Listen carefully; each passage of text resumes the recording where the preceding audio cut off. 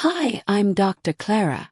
I've been helping women and men through this stage of life for over 30 years. Today I want to share with you a very personal reflection on the passage of time.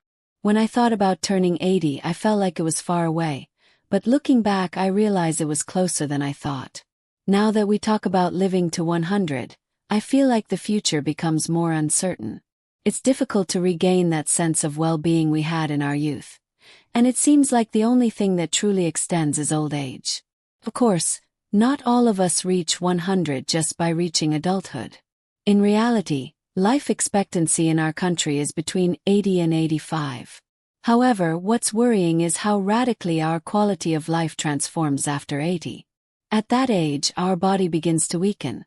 Our arms no longer respond as they should. Carrying light things becomes a challenge, and even holding the remote control can require effort. It's as if that great wall called birth, aging, illness, and death collapses upon us like an immense wave. At those moments you might lament, but even if you've taken care of your health for years, recovering at 80 is often a very complicated task. Aging is an inevitable process, and that's how it happens.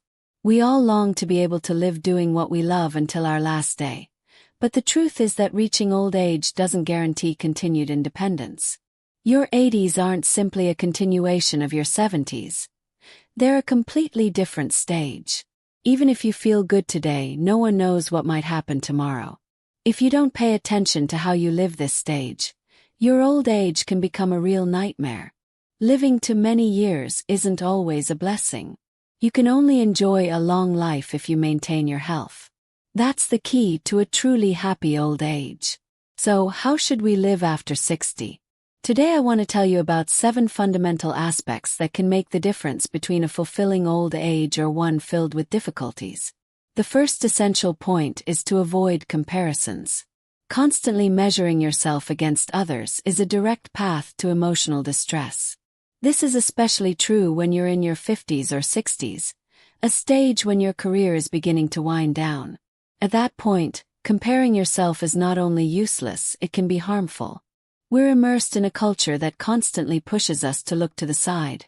What the neighbor has, what a friend achieved, what a relative bought. We see expensive cars, impressive houses, and suddenly, we begin to feel that our own achievements aren't enough.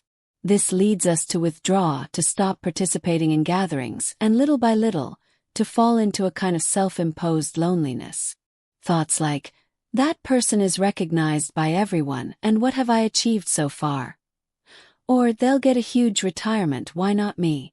How am I going to survive on this limited pension? These thoughts generate a feeling of inadequacy and discomfort with the system. In many cases, this discomfort leads to hasty decisions, such as embarking on risky ventures or making unfounded investments, even in areas that previously held no interest.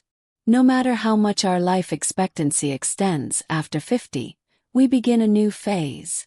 If we think of it as seasons of the year, it's no longer a time to sow, but to reap what we've been building. Of course, it's still possible to embark on new projects or adventures in your 50s or 60s, but it's essential to keep in mind that, unlike in youth, we now have less room to recover if something goes wrong. Furthermore, our physical energy isn't what it used to be. Therefore, it's wise to limit the scope of these challenges, always taking care of what you've already achieved, be it your assets, your energy, or your family environment. And, above all, it's a smart attitude to learn to value and be grateful for who you are today, without falling into unnecessary comparisons. Even the largest companies in our country, which move hundreds of billions, can feel small when compared to international giants that manage figures in the trillions. There's no end to comparing yourself. The second fundamental point is to develop the habit of saving and avoiding unnecessary expenses. If you don't want to find yourself in financial trouble after retirement, it's best to start saving money as soon as possible. If you don't plan for your retirement while you're young, sooner or later you'll face financial difficulties in your old age. While you're working, you have a stable income. But once you retire, that income ends, and expenses not only continue but can actually increase. A clear example is expenses related to children's weddings or medical costs, which tend to rise with age. This increase in healthcare costs is a natural consequence of aging. If you no longer have a monthly income when you stop working, you'll have to rely on your savings or assets to maintain your quality of life. You may even have used your home as a backup to access a pension based on the value of your property. The difficult thing is that, as your resources dwindle, it's very common for some concern or reluctance to use that money to arise, especially if your desire is to leave your house as an inheritance to your children. However, if you choose to use your resources to enjoy your life to the fullest, even if that means having nothing left over at the end, you're likely to live more calmly and with more satisfaction for the rest of your life. Instead of focusing exclusively on leaving an inheritance, it would be good to think about how to use what you already have to navigate your old age with joy and well-being. You might be asking yourself, what if I spend everything I have and then live longer than expected? But this isn't wasteful spending. It's learning to manage your assets consciously. If you lead a simple lifestyle, avoid comparisons with others, and let go of greed, in most cases you'll be able to sustain yourself without great difficulty until the end. There's an old saying that the best way to prepare for old age is to keep moving throughout your life. Whenever possible, it's advisable to continue working even after retirement, without excessive demands. Even if your income isn't high, this type of activity provides enthusiasm, vitality, and helps avoid feelings of loneliness. Furthermore, having a task or a daily routine gives meaning to your life, even in your later years.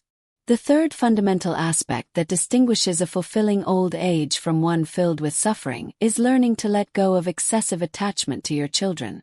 There's an old saying that illustrates this reality well. If a wealthy parent refuses to help their child, they may be beaten.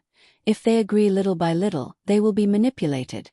And if they give away everything they have, they will end up with nothing, dying of hunger. Although said jokingly, it contains a truth that is difficult to accept. Obsessing over leaving an inheritance can end up harming both parents and their children. It's essential to free yourself from the idea that you should give everything you have to your children. There are many cases in which, after giving away their possessions, parents end up being neglected or even forgotten by those they loved most.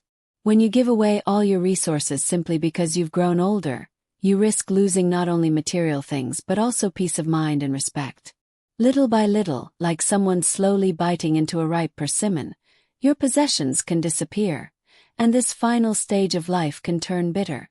To avoid reaching that point, the healthiest thing to do is to make it clear from the beginning that you don't plan to leave an inheritance, and thus also let go of any financial expectations your children may have. Many parents feel obligated to marry their children off, buy them a home, or continue to help them with everything, even after they've started their own families. But it's important to know that this doesn't always represent healthy love. Sometimes, this excessive protection ends up being an obstacle, a break that prevents children from growing, becoming stronger, and learning to support themselves.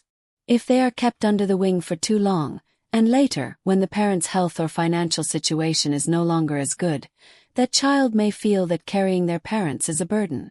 And in that same process you may feel betrayed. Many parents give everything out of love, but often they end up losing not only their assets and their health, but also the bond with their own children. Therefore, the most sensible thing to do is to clearly define, from the beginning, until what point support will be provided. For example, until the child completes university studies or gets married. Likewise, if conditions allow, it is advisable to convert the assets into a monthly pension. Having a steady income provides independence and peace of mind until the end of life. Even if your child is facing a difficult financial situation, it's preferable to keep that allowance and continue covering your own expenses, rather than giving them a large sum of money all at once, which could end up affecting both of you. The fourth fundamental element is developing the ability to be comfortable in solitude. There's nothing wrong with not having many friends in old age. In fact, in some cases, those lifelong friends can become an emotional burden. There's no need to maintain forced ties or feel obligated to spend time with people with whom you no longer feel connected. At the end of the day, we all go through times when we face loneliness, and knowing how to live with ourselves becomes a great strength. Life is too short to live it only for others. It's better to enjoy it with enthusiasm and authenticity, rather than dedicating it entirely to sacrificing our children. You have to learn to prioritize yourself so you don't reach old age burdened with regrets. As the years go by, it becomes essential to learn to enjoy your own company and find joy in moments of solitude. Do you know what happens when you can't feel comfortable being alone? You begin to become emotionally dependent on those around you and, without realizing it, you can end up making others uncomfortable or exhausting them. There's no need to be alarmed if, after 60, your social circle shrinks. This is usually a sign that only the people who truly matter to you are left, those who remain without you forcing them simply because they want to stay. Something life has taught me powerfully is that we shouldn't bond with just anyone just for fear of loneliness. There are those who can't tolerate loneliness and need constant contact with others. However, when those connections are superficial, the heart remains empty, and the feeling of loneliness intensifies, even when they are alone. They try to fill that emptiness by seeking someone else, believing that will relieve them. But if you take the time to stop and look within, amid the silence that solitude brings, those restless thoughts gradually calm down. And that's where you begin to feel in harmony with yourself, recognizing that you are enough just the way you are. Furthermore, by connecting with your inner self, you begin to build a more authentic way of thinking, uninfluenced by the opinions of others, which strengthens your confidence. Thus, your life becomes more balanced, meaningful, and enriching. Those who know how to enjoy their solitude don't feel abandoned, even when they lose their partner. They tend to maintain simple but valuable bonds with different people. Perhaps with the owner of the cafe they frequent, with a trainer at the gym, or with colleagues from some charity activity.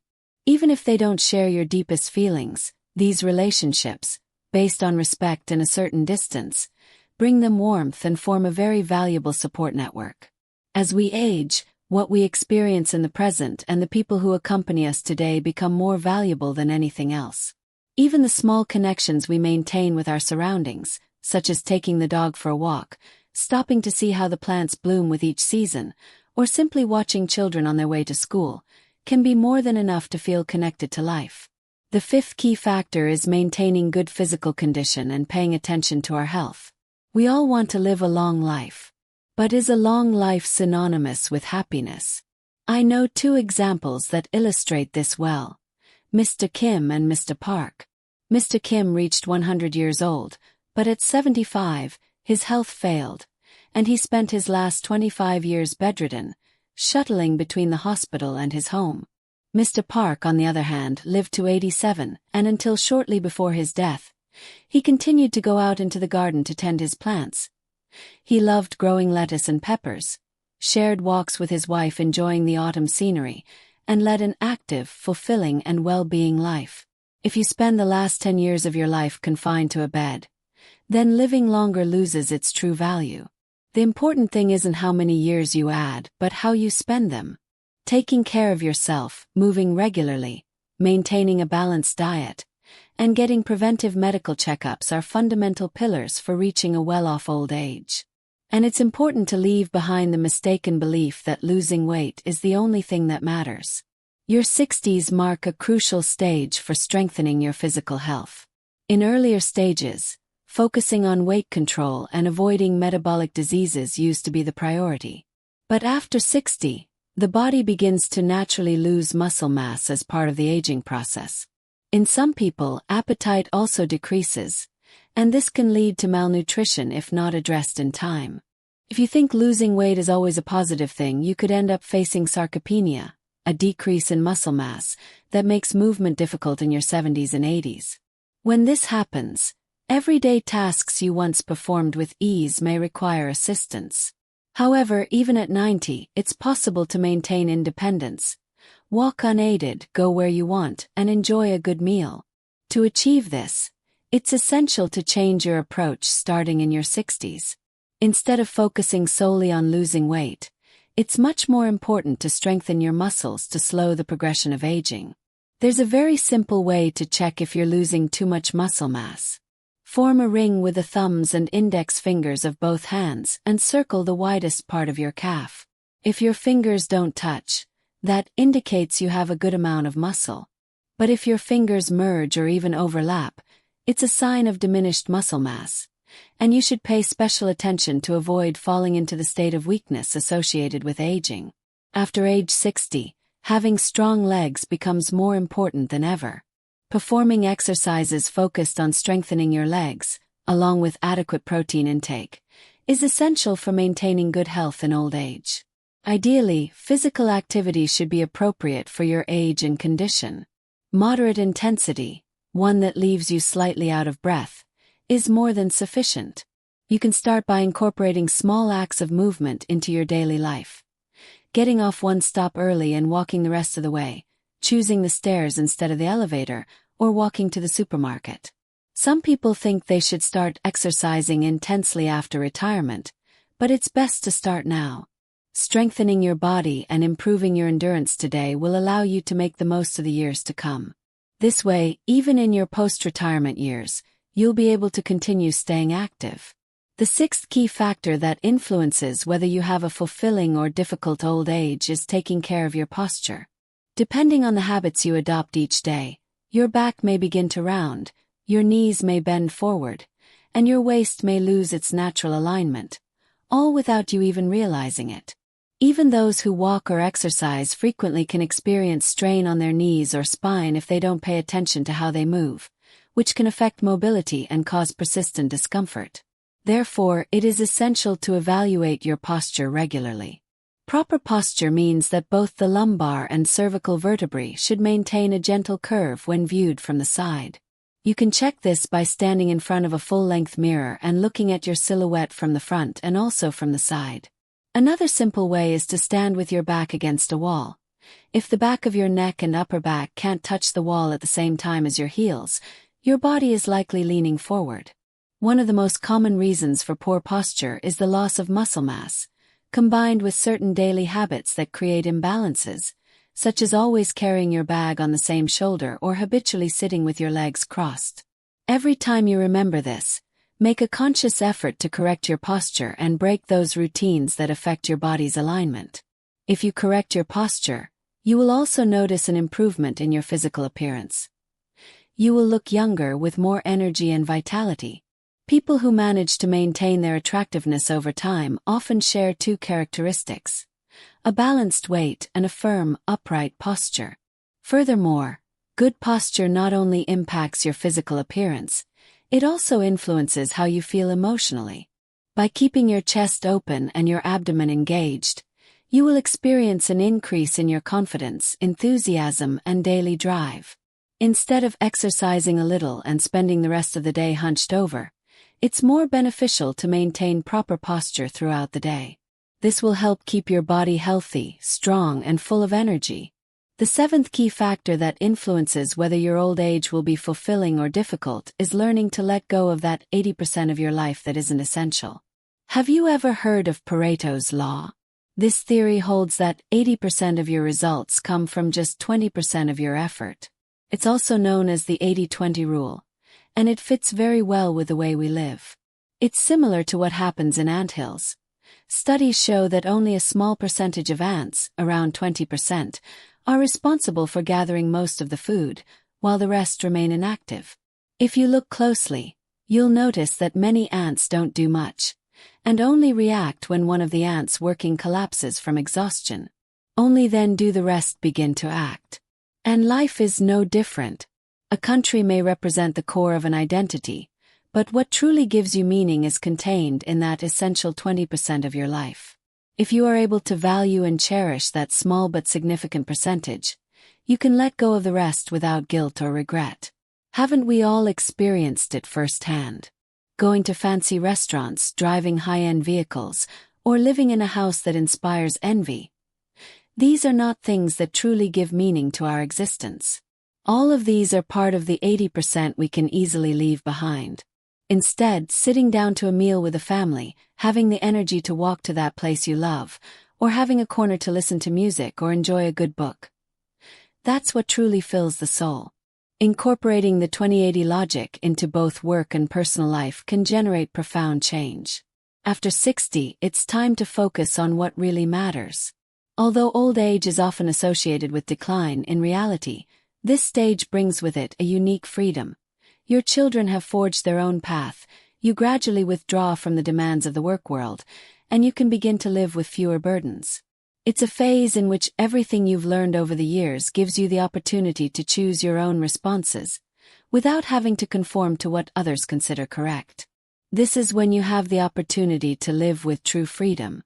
To fully enjoy this stage of life, it's important to release tension and give yourself permission to laugh, even when you make mistakes. Courage is essential, and even better if you can also share those laughs with those around you. Learning to forgive, both others and yourself, is also a key part of the journey. Being generous, letting go of past hurts, and allowing ourselves to fail without judgment is part of our personal development. Nor is it necessary to obsess over the concept of happiness or how to achieve it. When we spend too much time thinking about what it means to be happy, we run the risk of getting caught up in that mental search and forgetting the small joys that appear every day, almost without realizing it. Physical movement stimulates the heart, raises body temperature, and activates the production of serotonin and dopamine, known as the hormones that generate well-being. Even an activity as simple as exercising can be enough to feel better. It's that easy to start building a healthy old age. Daring yourself to let go of what's not essential, maintaining a calm attitude, and focusing on strengthening both your body and your muscles can make a big difference. Anyone can enjoy a full old age if they learn to focus on what's truly important. It's also key to let go of external demands. Gone are the days when a person's value was measured by the position they held, the salary they earned, or the house they lived in. Life is uncertain, and no one is guaranteed tomorrow's health.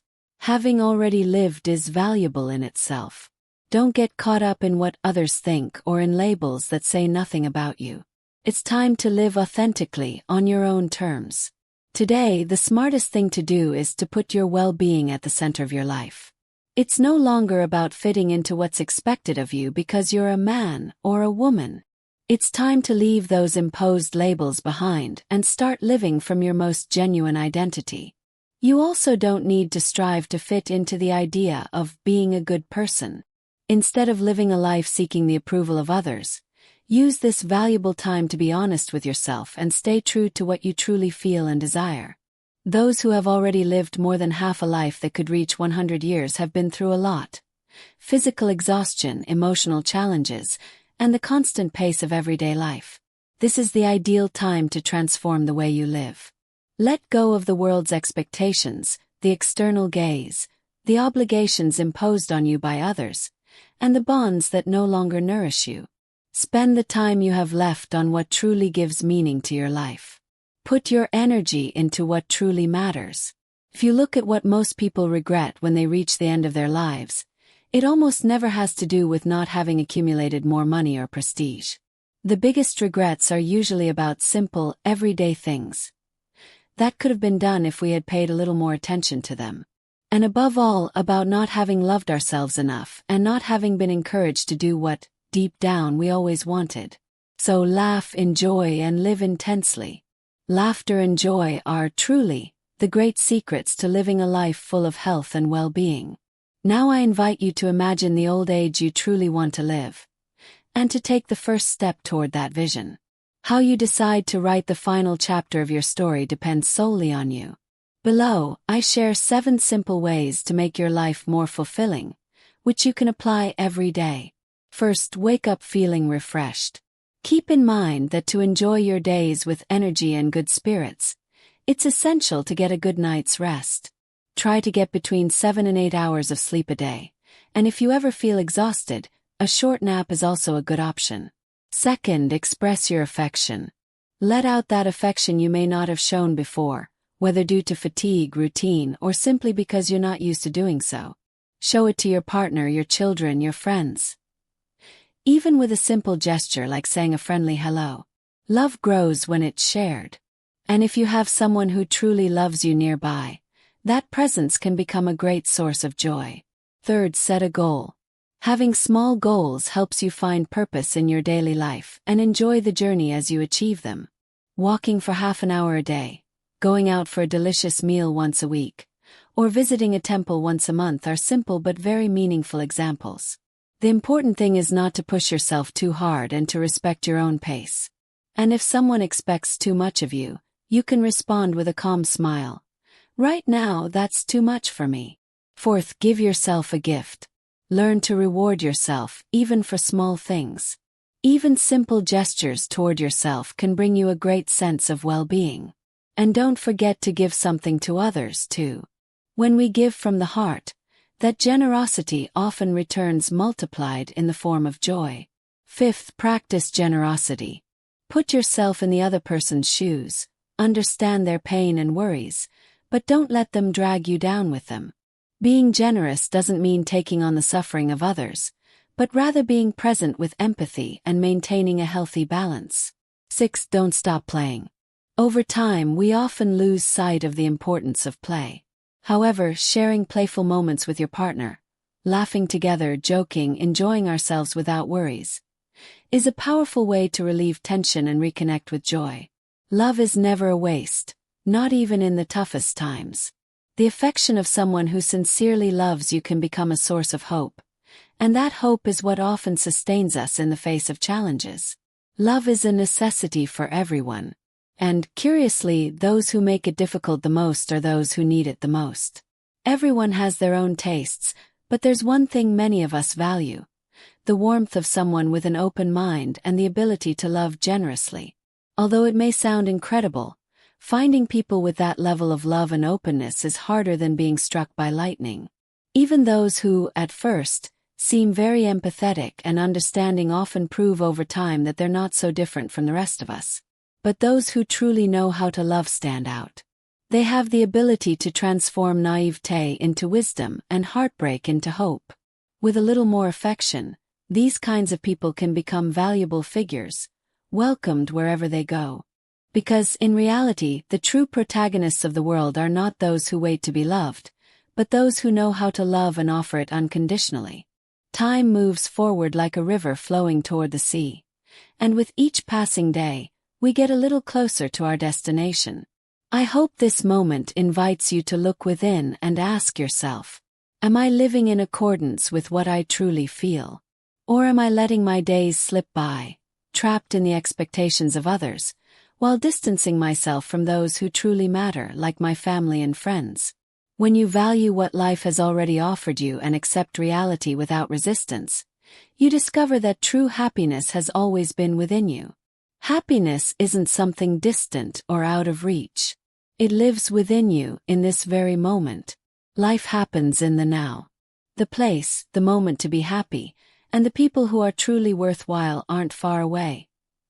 They're right beside you. Even those who passed away yesterday longed for one more day of life. And you today are here, breathing in this precious time. Let's learn to sow hope, even in the midst of sadness. Just being alive is a reason to celebrate. Just crossing paths with other human beings is a profound reason to be thankful. As the years go by, when we look back, we often say, despite the difficulties, we were happy. That's because we all have moments filled with light. Ultimately, it's those memories that give meaning to our existence. Only those who have gone through difficult times can deeply appreciate what it means to be truly happy. Therefore, this present moment is the one that counts most. True joy lies in being able to laugh and share experiences with those close to us, here and now. I hope today's story has motivated you to create, with love and awareness, a meaningful, mature stage. And from the bottom of my heart, I wish that every person who watches this video builds a long, full, and regret-free life. Finally, I want to leave you with a few words that sum up the spirit of everything we've shared. Let's experience the aging process with a serene outlook. Let's avoid measuring our lives by the values of others. Let's not blame others for what we've had to go through. As mothers and fathers, let's wholeheartedly celebrate our children's achievements. And while we always wish them the best, let's learn not to place undue expectations on them. Let's not carry regrets about the past. Let's integrate it as part of the path we've been through. And when the time comes to say goodbye to this life, may we do so by leaving everything behind. Possessions, titles, accolades. And may that final goodbye be with light hands, a calm soul, without lingering guilt, and with a sincere smile on our lips. Because, even if someone has a lot, if they don't feel satisfied and constantly accumulate, they end up a prisoner of their own possessions. The person who is never satisfied will always feel like they're missing something. On the other hand, those who live with gratitude and enjoy what they have, even if it's little, possess true inner richness. A full or empty existence does not depend on material things, but on how one interprets life. Within infinite time, our life is merely like a passing river, like clouds crossing the sky. There is a time to enter the world, but there is no definite order to leave. No one knows when that day will arrive. Life consists precisely in not knowing how much time we have left. What has passed cannot return, and what will come is a mystery. Therefore, do not remain trapped in remorse or worry about what has yet to happen. This present moment is the most valuable thing you have. Live it with joy, gratitude, and fulfillment. Do not suffer from aging or from the lines that appear on your skin. Let us show the world that within us lives someone wise, warm, and full of valuable experiences. And if your old friends are no longer present, do not feel isolated. Seek out new connections. Someone to laugh with, someone to share a deep conversation, a walk in nature, or a drink at sunset. Old age can be lived happily, without being marked by loneliness. For a long time, I didn't fully understand the phrase. Having two good friends in old age is equivalent to having a full life. But after my retirement, I discovered that it holds a very profound truth. If I had to name 3 important characteristics in a friendship during this stage of life, they would be these. First, that this friend lives nearby, so they can be by your side if you ever need them. Second, that you have similar interests and good health so you can share walks, conversations, or activities together. And third, that both of you are in a similar financial situation, so you can enjoy outings, trips, or toasts without discomfort or marked differences. As we move forward in life, those who manage to maintain a positive attitude, value the present, and calmly accept the moment of departure are those who have truly known how to live well. That's what I like to call it. The dignity of each stage. I celebrate your joyful existence, your fulfilling journey, your journey filled with brilliant moments. If this video gave you something valuable or touched your heart, I invite you to subscribe and give it a like. Thank you for following me and staying until the end.